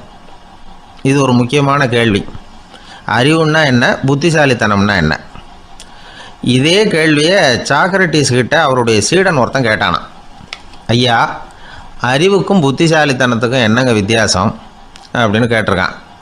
சாக்ரட்டிஸ் நிமிர்ந்து பார்த்துருக்கிறார் அந்த சீடனை. அதுக்கப்புறம் சொன்னாராம், நான் சொல்கிறேன் உன்னுடைய கேள்விக்கு பதில், ஆனால் அதுக்கு முன்னாடி நீ ஒரு காரியம் பண்ணணும்னாரான். என்னங்க செய்யணும் சொல்லுங்கன்றிருக்கான். அதோ பாரு, ஒரு பெரியவர் உட்காந்துருக்கிறாரு, அவர்கிட்ட போ, இங்கேருந்து பக்கத்தில் இருக்கிற அந்த கிராமத்துக்கு போய் சேர எவ்வளவு நேரம் ஆகும் அப்படின்னு கேட்டுட்டு வா அப்படி சொன்னார் சாக்ரட்டிஸ். சரின்னு சொல்லிவிட்டு இவன் போனான். அந்த பெரியவர் முன்னாடி போய் நின்னான். ஏங்க பெரியவரை, இங்கேருந்து அதோ தெரியுத அந்த கிராமத்துக்கு போய் சேர்றதுக்கு எவ்வளவு நேரம் ஆகும் அப்படின்னு கேட்டான். பெரியவர் நிமிர்ந்து பார்த்தார், ஆனால் பதில் எதுவும் சொல்லலை. இவன் மறுபடியும் ஒரு தடவை அதே கேள்வியை அவர்கிட்ட கேட்டான். என்னங்க, நான் கேட்குறது உங்கள் காதில் விழுதா? அந்த கிராமத்துக்கு போய் சேர்றதுக்கு எவ்வளோ நேரம் ஆகும் அப்படின்னு சொல்லி மறுபடியும் கேட்டான். அப்பவும் அவர் பதில் சொல்லலை. உடனே அவன் மனசுக்குள்ளே முடிவு பண்ணிக்கிட்டான், சரி பெரியவர் ஒரு மாதிரியாக தெரிகிறார், புத்தி சுவாதீனம் சரியில்லாத ஒரு மாதிரி தெரியுது அப்படின்னு நினச்சிக்கிட்டே வந்த வழியிலே திரும்பி வந்துட்டான். கொஞ்சம் தூரம் நடந்திருப்பான். இப்போ அந்த பெரியவர் மறுபடியும் கூப்பிட்டார், இளைஞனே இப்படி வாழ்னார். இவனுக்கு ஒன்றும் புரியல. மறுபடியும் திரும்பி நடந்தான். அவர் முன்னாடி போய் நின்னான். பெரியவர் சொன்னார், தம்பி, இங்கேருந்து அந்த கிராமத்துக்கு போய் சேர்றதுக்கு 5 நிமிஷம் ஆகும் அப்படின்னார். இப்போ அந்த இளைஞன் அந்த முதியவரை ஒரு மாதிரியாக பார்க்க ஆரம்பித்தான். அதுக்கப்புறம் கொஞ்சம் யோசித்தான். பிறகு அவர்கிட்டே கேட்டுட்டான், ஏங்க பெரியவரை, இதே பதிலை அப்போவே என்கிட்ட சொல்லியிருக்கலாமே, என்னை திரும்பி போன்னு சொல்லிவிட்டு பாதி தூரம் போனதுக்கப்புறம் மறுபடியும் கூப்பிட்டு அதுக்கப்புறம் இப்படி சொல்கிறீங்களே இது நியாயமா அப்படின்னா பெரியவர் சிரித்தார். அதுக்கப்புறம் சொன்னார், ஏன்பா நீ எவ்வளவு வேகமாக நடக்கிறேங்கிறத பார்க்காம நீ கிராமத்துக்கு போய் சேர வேண்டிய நேரத்தை எப்படி என்னால் சொல்ல முடியும்?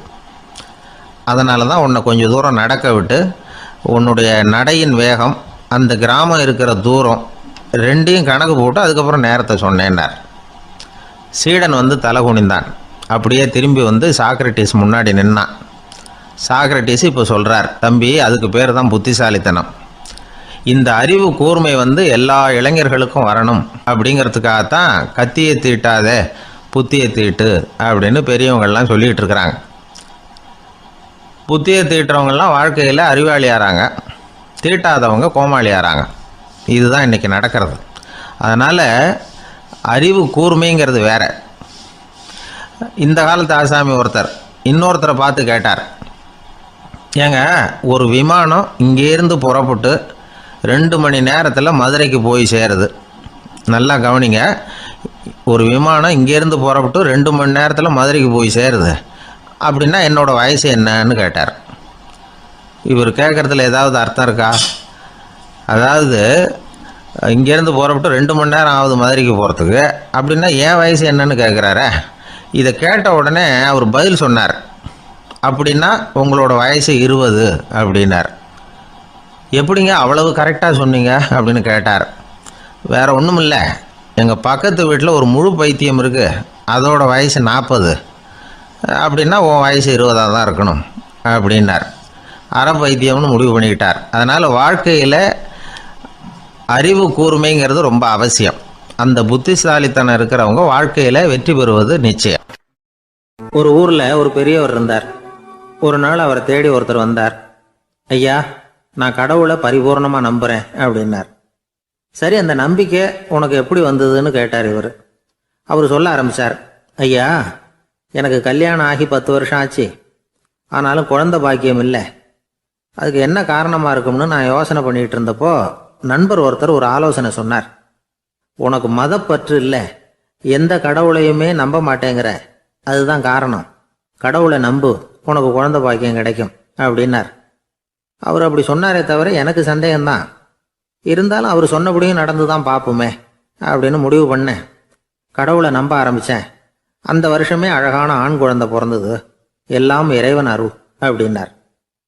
இவர் இப்படி சொன்னதை கேட்டதும் அந்த பெரியவர் சொன்னார், நீ சொல்கிறதெல்லாம் சரிதான், இருந்தாலும் இந்த காலத்தில் எந்த ஒரு காரியமாக இருந்தாலும் அதை சோதனை செஞ்சு பார்த்துட்டு தான் ஒரு முடிவுக்கு சேர முடியும்.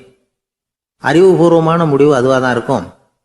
அறிவியல் சோதனைகள் அப்படித்தான். ஒரு குறிப்பிட்ட விஷயத்தை பற்றி எத்தனை தடவை சோதனை பண்ணாலும் ஒரே முடிவு தான் கிடைக்கணும், அதுதான் சரியாக இருக்கும். அதனால் இப்போ மறுபடியும் ஒரு சோதனைன்னார். என்ன செய்யணும் அப்படின்னு கேட்டார் இவர். கடவுள்கிட்ட ஒரு பெண் குழந்தை வேணும்னு கேளு. முதல்ல ஆண் குழந்தையை கொடுத்தது மாதிரியே இப்போ ஒரு பெண் குழந்தையையும் கொடுக்குறாரா பார்க்கலாம் அப்படின்னார். சரின்னு சொல்லி இவர் அதே மாதிரி முயற்சி பண்ணினார். அதுக்கப்புறம் அவர் இந்த பெரியவர்கிட்ட வரவே இல்லை. கொஞ்ச காலம் கழித்து இவரே அவரை தேடிக்கிட்டு போய் கதவை தட்டினார். அவர் கதவை திறந்தார். என்ன ஆச்சு, கடவுள் கண் திறந்தாரா அப்படின்னு கேட்டார். அவர், அந்த சமாச்சாரம்லாம் நமக்கு வேணாம் சார், முதல் தடவை அது ஏதோ தற்செயலாக ஏற்பட்ட ஒரு சாதகம். இப்போ நீங்கள் 2வது தடவை சொன்ன பிறகு தினமும் கடவுளை வேண்டிக்கிட்டு தான் இருக்கிறேன், ஒன்றும் நடக்கலை அப்படின்னார் ரொம்ப விரக்தியா. ஒரே ஒரு தோல்வியில் உங்கள் நம்பிக்கையெல்லாம் பறந்து போயிடுது பார்த்தீங்களா அப்படின்னார் அந்த பெரியவர். எல்லாம் நல்ல விதமாக நடக்கிற வரைக்கும் நம்பிக்கை, எதிர்பார்த்தது தோல்வியில் முடிஞ்சுட்டுதுன்னா அவநம்பிக்கை. மற்றவர்கள் பேரில் வைக்கிற நம்பிக்கை எந்த நேரத்திலையும் விவகாரமாகி விடக்கூடிய சாத்தியம் உண்டு. நாம் நம்பிக்கை வைக்க வேண்டியது நம்ம கிட்ட தான், நமக்குள்ளே இருக்கிறார் கடவுள். எனவே நம்ம பேரில் நாம் வைக்கிற நம்பிக்கை தான் உண்மையான கடவுள் பக்தி. நிபந்தனையற்ற நம்பிக்கையாக அது இருக்கணும். எல்லாம் நல்லபடியாக நடந்துக்கிட்டு இருந்தா எந்த முட்டாளுக்கும் நம்பிக்கை வரத்தான் செய்யும் அப்படிங்கிறது ஒரு பெரியவர் கருத்து. தியானத்தின் மூலமாக தான் உனக்குள்ள ஆழமாக தோண்டுனா உன்னுடைய அடி ஆழத்தில் நம்பிக்கை அப்படி ஊற்றெடுக்கும், அதை பார்க்க முடியும் அப்படிங்கிறது பெரியவர்கள் சிந்தனை. ஒரு குழந்தை அப்பாவை பார்த்து என்னப்பா பண்ணுறேன்னு கேட்டுதான். பிரார்த்தனை பண்ணிட்டு இருக்கிறேன்னாராம் அப்பா. பிரார்த்தனை பண்ணுனா என்ன கிடைக்கும் அப்படின்னு கேட்டுதான் குழந்தை. எல்லாம் கிடைக்கும் அப்படின்னாராம் அப்பா. நீ வச்சிருக்கிறிய பேனா அது கூட கிடைக்குமான்னு கேட்டுதான் குழந்தை. கிடைக்குமேன்னு இருக்கார். அப்படின்னா அந்த பேனாவை என்கிட்ட கொடுத்துரு, நீ பிரார்த்தனை பண்ணி வேற பேனா வாங்கிக்கோ அப்படின்னு தான் அந்த குழந்தை. ஒரே ஒரு ஊரில் ஒரு அம்மா இருந்தாங்க. அந்த அம்மாவுக்கு ஒரே ஒரு பிள்ளையாண்டான். அவனுக்கு ரொம்ப அக்கறையோடு கல்யாணம் பண்ணி வச்சாங்க. கல்யாணம் முடிஞ்சதும் மருமக பொண்ணு வீட்டுக்கு வந்து சேர்ந்தது. அப்பாடா, என் கடமை முடிஞ்சது, இனிமேல் அக்கடான்னு எங்கேயாவது ஒரு மூலையில் படுத்து கிடக்கலாம் அப்படின்னு நினச்சாங்க அந்த அம்மா. ஆனால் நினைக்கிறபடி எங்கே நடக்குது? அதுக்கப்புறம் தான் பிரச்சனையே ஆரம்பமாச்சு. மருமகள் குணம் சரியில்லை, ஒரு மாதிரி. அந்த பொண்ணு வீட்டுக்கு வந்ததுமே முதல் வேலையாக மாமியாரை பார்த்து, அதுதான் நான் வந்துட்டேன்ல, இனிமேல் உங்களுக்கு என்ன வேலைங்க, புறப்பட வேண்டியது தானே, காசி ராமேஸ்வரம்னு எங்கேயாவது போங்கோ அப்படின்ட்டு தான். மாமியாரை பார்த்தாங்க, கொஞ்சம் யோசனை பண்ணாங்க. இந்த பாருமா, நீ இப்படி சொல்கிறதுக்கு முன்னாடியே வீட்டை விட்டு புறப்படணுங்கிற முடிவுக்கு நான் வந்துட்டேன். வீட்டை மட்டும் இல்லை, இந்த உலகத்தை விட்டே கூட போகிறதுக்கு தயாராக இருக்கிறேன். ஆனால் ஒரே ஒரு விஷயத்துக்காக என் உயிரை கையில் பிடிச்சிக்கிட்டு இருக்கிறேன் அப்படின்னாங்களாம். என்ன விஷயம்னு கேட்டது இந்த மருமக பொண்ணு. வேற ஒன்றும் இல்லை, என் பிள்ளைக்கு கல்யாணம் பண்ணி வச்சுட்டேன். ஒரு பேர புள்ள பிறந்து அதை என் கண்ணால் பார்த்துட்டேன்னா நான் எங்கே வேணும்னாலும் போகிறதுக்கு தயாராக இருக்கிறேன் அப்படின்னாங்களாம் அந்த மாமியார். மாமியார் இப்படி சொல்கிறதுலேயும் நியாயம் இருக்கிறதாக பட்டுது அந்த பொண்ணுக்கு. சரி, அப்படியே இருந்து பார்த்துட்டு போகலாம் அப்படின்னு அனுமதி கொடுத்தது. கொஞ்ச காலத்தில் ஒரு பேரன் பிறந்தான். அந்த அம்மாவும் பேரனை கண்ணால் பார்த்துட்டாங்க. சரி, பேரனை பார்த்தாச்சுல்ல, இனிமேல் புறப்பட வேண்டியது தானே அப்படின்னது மருமக பொண்ணு. மாமியார் பார்த்தாங்க, நீ சொல்கிறது சரிதாம்மா, அதில் ஒன்றும் தப்பு இல்லை. என்னோட பேரன் உங்களை அம்மா அப்பான்னு கூப்பிடுறத என் காது குளிர கேட்டுட்டு போயிடுறேனே அப்படின்னாங்களாம். சரி, அந்த ஆசையை நிறைவேறட்டும் அப்படின்னு காத்துக்கிட்டு இருந்தாங்க. பேரன் வளர்ந்தான், நடந்தான், பள்ளிக்கூடம் போனால் பெரியவனானா. மருமக பொண்ணு மறுபடியும் மாமியாரை விரட்ட ஆரம்பிச்சுட்டுது, இன்னும் புறப்புள்ளையான்னு. இதை பாருமா, இது வரைக்கும் இருந்துட்டேன். பேரனோட கல்யாணத்தையும் கண்ணால் பார்த்தா தான் இந்த கட்டை வேகும் போல் இருக்குது அப்படின்னு சொல்லி ஒரு மாதிரியாக பேச ஆரம்பித்தாங்க. இதுவும் நியாயமான ஆசையாக தான் படுது அப்படின்னு அது யோசிச்சிருக்கு அந்த பொண்ணு. சரின்னு அதுக்கும் ஒத்துக்கிட்டது. உடனே பேரனுடைய கல்யாணமும் முடிஞ்சது ஒரு வழியாக. இனிமேல் ஒரு நொடி கூட இங்கே இருக்கக்கூடாது, புறப்படுங்க அப்படின்னு மாமியாரை விரட்டிச்சான் அந்த பொண்ணு. இப்போ அந்த மாமியார் தன்னோட மருமகளை பார்த்து சொல்கிறாங்க, இதோ கிளம்பிட்டேம்மா, என் மூட்டை முடிச்செல்லாம் கட்டிக்கிட்டேன், புறப்பட்டுவிட்டேன். அப்படியே நீயும் உன் துணிமணிகளை மூட்டை கட்டிக்கிட்டு கிளம்பிடும், என்னோட சேர்ந்து 2 பேருமா சேர்ந்து போயிடலாம் அப்படின்னாங்களாம். அந்த பொண்ணு முழிக்குது. முழிக்காதே, உனக்கும் ஒரு மருமக வந்துட்டா, இனிமேல் நீயும் ஒரு மாமியார் தானே, உனக்கும் இனிமேல் இங்கே வேலை இல்லை, புறப்படு அப்படின்னாங்களாம். அப்போ தான் அந்த பொண்ணு சிந்திக்க ஆரம்பிச்சு தான், தன்னோட தவறு புரிஞ்சுதான். இந்த தகவலை கேட்டுக்கிட்டு இருக்கிற மருமகள்லாம் இதை பற்றி கொஞ்சம் யோசித்து பார்க்கணுங்கிறதுக்காகத்தான் இதை சொல்கிறோம் மாமியார்கள் சார்பாக. கொஞ்ச நாளைக்கு முன்னாடி ஒரு பொண்ணை பார்த்து பேசுகிற சந்தர்ப்பம் கிடைச்சிது ஒரு கல்யாண வீட்டில். அந்த பொண்ணு சொல்லிச்சு, சார் எனக்கு கல்யாணம் ஆகி 15 வருஷம் ஆகுது, நான் மாமியார்கிட்ட சண்டை போட்டதே இல்லை அப்படின்னு ரொம்ப அடக்கமாக சொல்லிச்சு. அது எப்படிம்மா சாத்தியமாச்சுன்னு கேட்டோம். எனக்கு கல்யாணம் ஆகி 15 வருஷம்தான் ஆச்சு, ஆனால் என் மாமியார் செத்து போய் 20 வருஷத்துக்கு மேலே ஆயிட்டுது அப்படின்னுது. ஒரு ஆள் அசையாமல் கிடக்கிறார், அவர் இருக்காரா போயிட்டாராங்கிறத எப்படி முடிவு பண்ணுறோம்? அவர் மூக்குக்கு முன்னாடி புறங்கையை வச்சு பார்க்குறோம், மூச்சு வருதா இல்லையா அப்படிங்கிறத கண்டுபிடிக்கிறதுக்காக. மூச்சுங்கிறது அவ்வளவு முக்கியமான ஒரு விஷயம். சுவாசம் இல்லைன்னா எதுவுமே இல்லை. நம்ம பூமி இருக்க அது கூட சுவாசிக்குதுங்கிறத சோவியத் விஞ்ஞானிகள் கண்டுபிடிச்சிருக்கிறாங்க. பூமிக்கு மேலே இருக்கிற மண் அடுக்கில் காற்றில் உள்ள ஆக்சிஜன் ஆக்சிகரணம் அடையுது அப்படின்னு தான் இது வரைக்கும் எல்லாரும் நம்பிக்கிட்டு இருந்தாங்க. ஆனால் இப்போ என்ன கண்டுபிடிச்சிருக்கிறாங்கன்னா, அந்த ஆக்சிஜன் பூமிக்குள்ளே 1 கிலோமீட்டர் ஆழம் வரைக்கும் ஊடுருவி போகுதான். பூமிக்குள்ளே 2 பக்கமும் பல கிலோமீட்டர் வரைக்கும் பரவுதான். பூமிக்குள்ளே இருக்கிற நீர்நிலை அடுக்குகள் தான் நுரையீரல் செய்கிற வேலையை செய்யுதான். நம்ம உடம்புல நுரையீரல் இல்லைன்னா ஒன்றும் நடக்காது. ஒரு மரத்தை தலைகீழாக தொங்க போட்டால் எப்படி இருக்கும் அப்படி யோசிச்சு பாருங்கள். அப்படி தான் இதுவும், நுரையீரலும் அப்படி தான் இருக்கும். வலது பக்கம் ஒன்று, இடது பக்கம் ஒன்று. வலது பக்கம் நுரையீரல் கொஞ்சம் பெருசாக இருக்கும், நுட்பமான நரம்பு குழாய்கள் அதில் இருக்கும். கோடிக்கணக்கான நுண்ணிய குழாய்களை வச்சுக்கிட்டு தான் அது வேலை செய்யுது. 25 கோடி குழாய்கள் இருக்கும். அதை அப்படியே முழுசாக பிரித்து பரப்புனா ஒரு டென்னிஸ் கோர்ட்டில் பாதி பரப்பளவு இருக்குமா. நுரையீரல் நிறம் கருஞ்சிவப்பு தான். புகை அதிகமாக உள்ளே போச்சுன்னா அது கருப்பாயிடுது. காற்றுல உள்ள பிராணவாயுவை இது இழுத்து எடுத்துக்கிட்டு ரத்தத்தை சுத்தப்படுத்துகிற முக்கியமான வேலையை இது செய்யுது. அசுத்த காற்றை வெளியில் அனுப்பி வச்சுருது. ஒருத்தர் வேகமாக ஓடி வர்றார், அவருக்கு மூச்சு இறைக்கும். பயங்கரமாக எதையாவது பார்த்து விடுறார், உடனே மூர்ச்சி ஆகிடுவார். இது மாதிரி சமயங்களில் வேற எந்த தூண்டுதலும் இல்லாமல் நுரையீரல் தானாகவே இயங்கும். இப்படி ஒரு அவசியம் ஏற்படுறப்போ இயக்கத்தை தூண்டி விடுற முக்கியமான இணைப்பு மூளைக்கு கீழே முதுகு எலும்புக்கு மேற்பகுதியில் இருக்குது. அது உடனே சுவாசத்துக்கு அவசர உதவியை கொடுக்குது. இப்போ ஒருத்தர் பேசாமல் உட்காந்துருக்கார். இந்த சமயத்தில் அவருக்கு 1 பங்கு காற்று தேவைப்படுதுன்னு வச்சுக்கோங்க. அவர் எழுந்திரிச்சு நடக்கும் பொழுது 1.5 மடங்கு தேவைப்படும். ஓடுனாருன்னா 3 மடங்கு தேவைப்படும். படுத்திருக்கிறப்ப 1/2 மடங்கு தான் தேவைப்படும். இதுக்கு நிமிஷத்துக்கு 16 தடவை மூச்சு விட்டாகணும். இப்படி சாதாரணமாக உள்ளே இழுக்கிற காற்று கொஞ்சம்தான் இருந்தாலும் இது மாதிரி 8 மடங்கு காற்றை உள்ளே இழுத்து வச்சுக்கிற சாமர்த்தியம் நுரையீரலுக்கு இருக்குதான். தண்ணி, நுண்கிருமிகள், ரசாயன பொருள் இப்படி எது உள்ளே போனாலும் நுரையீரல் சமாளிச்சுக்கும். 30 வருஷமாக விடாத புகை பிடிக்கிறவர் தொடர்ந்து உள்ளே அனுப்பி வைக்கிற புகையை கூட சமாளிக்குதுன்னா பார்த்துங்களேன். உள்ளே போகிற புகை நுட்பமான சுவாச முடிச்சுகளை அழிச்சு விடுது. கறி புகை அது மேலே படிஞ்சு உபயோகம் இல்லாமல் பண்ணிவிடுது. ஆனாலும் தேவைக்கு அதிகமாக 8 மடங்கு கூடுதலாக சுவாச முடிச்சுகள் நம்ம உடம்புக்குள்ளே இருக்கிறதுனால சமாளிக்க முடியுது. சமாளிக்க முடியலன்னா சில சமயம் மூச்சு திணறும். அதை ஒரு எச்சரிக்கையாக எடுத்துக்கிட்டு புகை பிடிக்கிற பழக்கத்தை விட்டுடணும். அதுதான் நல்லது. ஆனால் அப்படி யார் விடுறது? இணை பிரியாத 2 நண்பர்கள் இருந்தாங்களாம். 2 பேரும் விடாமல் சிகரெட்டு குடிக்கிறவங்க. அதில் ஒருத்தன் செத்து போட்டான். இன்னொருத்தன் அதுக்கப்புறம் 2 சிகரெட்டாக குடிக்க ஆரம்பித்தானா. ஏன் இப்படி பண்ணுறேன்னு கேட்டிருக்காங்க. நான் 1 சிகரெட்டு தான் குடிக்கிறேன். செத்து போன என்னுடைய ஃப்ரெண்டு இருக்கானே, செத்து போனவன், அவனுக்காக இன்னொரு சிகரெட்டு குடிக்கிறேன் அப்படின்னு நானா. இது ரொம்ப ஆபத்து, விட்டுடு அப்படின்னு சொல்லியிருக்காங்க. சரின்னு ஒத்துக்கிட்டான். ஆனால் அதுக்கப்புறமும் 1 சிகரெட் வீதமாக குடிச்சிக்கிட்டே இருந்தான். சிகரெட்டு பழக்கத்தை நீ இன்னும் விடலையான்னு கேட்டாங்களாம். அந்த பழக்கத்தை நான் எப்போவோ விட்டுட்டேன். இப்போ நான் குடிக்கிறது என் ஃப்ரெண்டுக்காக அப்படின்னு நானா. இவங்கெல்லாம் எப்படி திருந்துறது? ஒரு ஊரில் ஒரு கோயில் இருந்தது. ரொம்ப பழைய கோயில். உள்ளே போகிறதுக்கே பயமாக இருக்கும். எந்த நேரத்தில் இடிஞ்சு விழுந்துருமோ அப்படிங்கிற பயம். அப்படி இருந்ததுனால யாரும் துணிஞ்சு சாமி கும்பிடுறதுக்கு அங்கே போகிறதில்ல. கோயிலுக்கு வர்ற கூட்டம் கொஞ்சம் கொஞ்சமாக குறைய ஆரம்பிச்சுட்டுது. கோயில் நிர்வாகிகள் எல்லாரும் கூடி உட்காந்து பேசினாங்க. என்ன பண்ணலாம்னு யோசனை பண்ணாங்க.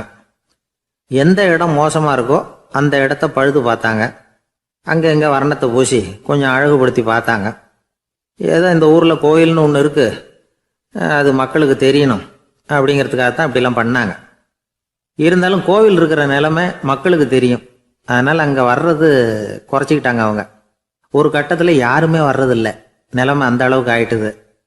மறுபடியும் கோவில் நிர்வாகிகள் கூட்டம் நடந்தது. இந்த கூட்டம் கூட கோயிலுக்கு உள்ளே நடக்கலை. இடிஞ்சு விழுந்துருமோங்கிற பயம். அதனால் வெளியில் தான் உட்காந்து கூட்டத்தை நடத்தினாங்க. ஏன்னா உள்ளே போகிறதுக்கு அவங்களுக்கும் துணிச்சல் கிடையாது.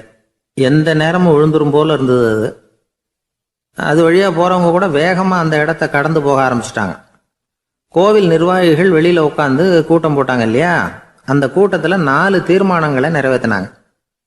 அது என்ன 4 தீர்மானம்னா, முதல் தீர்மானம், இந்த கோவிலை இடிப்பது அப்படிங்கிற முடிவை இந்த கமிட்டி மிகவும் வருத்தத்துடன் ஏற்றுக்கொள்ளுகிறது அப்படின்னு நிறைவேற்றினாங்க. இதுக்கு பதிலாக இன்னொரு கோவிலை உடனடியாக கட்டி முடிச்சுடணுங்கிறது 2வது தீர்மானம். 3வது தீர்மானம் என்ன தெரியுமா? பழைய கோவிலின் கதவுகள், அதிலிருந்து பிரித்து எடுக்கிற செங்கல், இதையே புது கோவில் கட்டுவதற்கு பயன்படுத்தி கொள்ள வேண்டியது. பழைய கோவில் இருந்த மாதிரியே அதே வடிவத்தில் புது கோவிலையும் கட்ட வேண்டியது. பழைய கோவிலின் அஸ்திவாரத்தை அப்படியே வச்சுக்கிட்டு அதுக்கு மேலே நாம் கோயிலை கட்டிக்க வேண்டியது. இதுதான் 3வது தீர்மானம். இதையும் கமிட்டி முழு மனசோட ஏற்றுக்கிட்டது. இது வரைக்கும் சரி. இப்போ அந்த கமிட்டி 4வதாக ஒரு முக்கியமான தீர்மானத்தை கொண்டுகிட்டு அதையும் ஏகமனதாக நிறைவேற்றி விட்டது. அது என்ன தீர்மானம்னா, புதிய கோவில் கட்டி முடிக்கிற வரைக்கும் பழைய கோவிலை இடிக்கிறதில்லை அப்படிங்கிற தீர்மானம். எப்படி இருக்குது பாருங்க இது.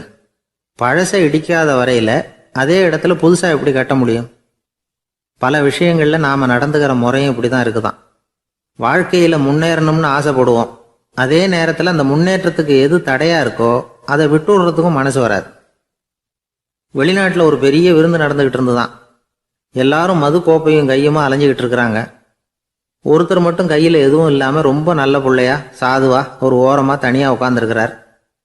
அவர்கிட்ட நெருங்கி வாங்க மது சாப்பிடலாம் அப்படின்னு கூப்பிட்டாங்களாம். என்னை வற்புறுத்தாதீங்க, நான் என் மனசுக்குள்ள உறுதியாக தீர்மானம் பண்ணிவிட்டேன் அப்படின்னாராம். என்ன தீர்மானம் பண்ணியிருக்கீங்க அப்படின்னு கேட்டிருக்காங்க. ஏற்கனவே முழு போதையில் இருக்கும் பொழுது மறுபடியும் மது கோப்பையை தொடரதில்லை அப்படின்னு தீர்மானம் பண்ணியிருக்கேன் அப்படின்னாராம். அம்மாக்காரங்களுக்கு அடிக்கடி ஏற்படுற கவலை ஒன்று உண்டு. அதாவது குழந்தை சரியாக சாப்பிட மாட்டேங்குதே அப்படிங்கிற கவலை. இவங்கெல்லாம் ஒரு விஷயத்த நல்லா புரிஞ்சுக்கணும். குழந்தைகள்ங்கிறவங்க பெரியவங்க மாதிரி இல்லை. அவங்க கடிகாரத்தில் மணியை பார்த்துட்டு சாப்பிட்றதுக்கு உட்கார்ற ரகம் கிடையாது. பசிச்சா சாப்பிடுவாங்க, இல்லைன்னா விளையாடுவாங்க அல்லது தூங்குவாங்க. அது புரியாம அவங்கள கட்டாயப்படுத்தி அல்லது மிரட்டி சாப்பிட வைக்கிறது ரொம்ப தப்பு. ஒரு 8 மாச குழந்தைக்கு 3 மணி நேரத்துக்கு ஒரு தடவை பசிக்கும். அந்த நேரம் பார்த்து சாப்பாடு கொடுத்தா அடம் பண்ணாம அது பாட்டுக்கு சாப்பிட்றோம். அதே குழந்தைக்கு 1 வயசு ஆகிறப்போ 4 மணி நேரத்துக்கு ஒரு தடவை பசிக்கும்.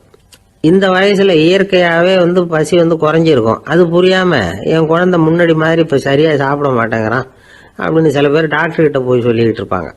இன்னொரு விஷயம், ஒரு குழந்தைக்கு வயசு அதிகமாகிற வேகத்துக்கு உடம்பு எடையும் அதிகமாகிக்கிட்டே போவாது. உடம்பு எடை அதிகமாகிற வேகம் குறைஞ்சிக்கிட்டே வரும். 6 மாச குழந்தைக்கு ஒரு வாரத்துல 150 கிராம் எடை கூடும். ஒரு வயசுல வாரத்துக்கு 71 கிராம் எடை கூடும். இது புரியாம அதிகமா சாப்பாட்டை கொடுத்து குழந்தைய கஷ்டப்படுத்தக்கூடாது. ஏன்னா அளவுக்கு மீறின உணவு அஜீரணத்தை உண்டு பண்ணிவிடும். குழந்தைக்கு ஒரு தட்டில் கொஞ்சமா ஆகாரத்தை வச்சு கொண்டுகிட்டு போய் கொடுக்கணும். மலை மாதிரி குவிச்சு வச்சா அதை பார்த்ததுமே பசி அடங்கி போயிடும். அடிச்சு மிரட்டி பயமுறுத்தி குழந்தைய சாப்பிட வைக்கிற பழக்கம் இருக்கு பாருங்க, அதுக்கு ஃபுட் ஃபோர்ஸிங் அப்படின்னு பேர். இப்படி பண்ணுனா குழந்தைக்கு சாப்பாட்டில் விருப்பம் குறைஞ்சிரும், அதை கண்டாவே வெறுக்க ஆரம்பிச்சிடும். அது மாதிரி உளம் சார்ந்த பசி குறைவு, சைக்கோஜெனிக் அனோரெக்சியா, அது ஏற்படுமா. சாப்பாடுங்கிறதே ஒரு தண்டனை மாதிரி தோணும். குழந்தைகளுக்கு பிடிச்ச மாதிரியான ஆகாரத்தை கொடுக்கணும். சத்து அதிகம் இருக்குங்கிறதுக்காக அதுக்கு பிடிக்காத ஆகாரத்தை கொடுத்து கட்டாயப்படுத்தக்கூடாது. குழந்தைகளுக்கு 2 வயசு ஆகிறப்போ இயற்கையாகவே எதிர்மறை குணம் உண்டாகும். அதாவது அந்த எதிர்மறையா பேசுறது. இது மாதிரி சமயங்களில் நாம் என்ன சொல்கிறோமோ அதுக்கு நேர்மாறாக நடந்துக்கும். ஏட்டிக்கு போட்டி. சாப்பிட சொன்னால் விளையாட போகும், விளையாட சொன்னால் சாப்பாடு கேட்கும். இதை புரிஞ்சுக்கிட்டு நடந்துக்கணும். குழந்தை சொன்ன பேச்சை கேட்கலேன்னு கோவப்படக்கூடாது. குழந்தை வளர வளர பிடிவாத குணம் வர்றது சகஜம். கேட்டதை வாங்கி கொடுத்தாதான் சாப்பிடுவேன் அப்படின்னு பிடிவாதம் பண்ணும். வாங்கி கொடுத்து விடுறது தான் உத்தமம். நீங்களும் அதுகிட்ட பிடிவாதம் பண்ணிட்டு இருக்கக்கூடாது. ஏன்னா கேட்டது கிடைக்கலையேங்கிற ஏமாற்றம் கூட குழந்தையோட பசியை குறைச்சிரும். கேட்டது கிடைச்சிட்டா பசி அதிகமாகும். கொடுத்ததை மளமளன்னு சாப்பிட்றோம். குழந்தைகளுக்கு கண்ட கண்ட நேரத்தில் சாப்பிட்றதுக்கு எதையாவது வாங்கி கொடுத்துக்கிட்டு இருந்தா சாப்பாட்டு நேரத்தில் சாப்பிடாம அடம் பண்ண ஆரம்பிச்சிடும். பள்ளிக்கூடம் போகிற பிள்ளைங்க காலை உணவை சரியாக சாப்பிட மாட்டாங்க. அச்சம், அவசரம், பரபரப்பு இதெல்லாம் தான் காரணம். பள்ளிக்கு புறப்படுறதுக்கு ஒரு 3/4 மணி நேரத்துக்கு முன்னாடியே சாப்பாடு போட்டுருங்க, அது சரியாக போடும். படிக்கிற குழந்தைகள் உடல் சோர்வு, மனச்சோர்வு இது காரணமாக கூட சாப்பிட மறுக்கிறது உண்டு. இப்போ உதாரணமாக சாயந்தரம் விளையாடி விட்டு வீட்டுக்கு வந்ததும் சாப்பிட சொன்னால் வேணாம்பாங்க. இது உடல் சோர்வு. ரொம்ப நேரம் வீட்டு பாடங்களை செஞ்சு முடித்த கையோடு சாப்பிட சொன்னாலும் அவங்களால சரியாக சாப்பிட முடியாது. இது உளச்சோர்வு, அதாவது மனச்சோர்வு. இதை தவிர குழந்தைகளுக்கு உடல்நல குறைவு ஏற்பட்டால் கூட சாப்பிட மறுக்கிறது உண்டு. சில மருந்து மாத்திரைகள் கூட பசியை குறைச்சிரும். அதனால் சரியாக தெரிஞ்சுக்கிட்டு குழந்தைகளை சாப்பிட வைக்கணும். அது புரியாமல் கையில் சாப்பாட்டு தட்டை வச்சுக்கிட்டு குழந்தைகளை விரட்டிக்கிட்டு அலையக்கூடாது. ஒரு சின்ன பையன் சொன்னான், எங்கள் அம்மா சாப்பாடு போடுறது தெரிஞ்சா நான்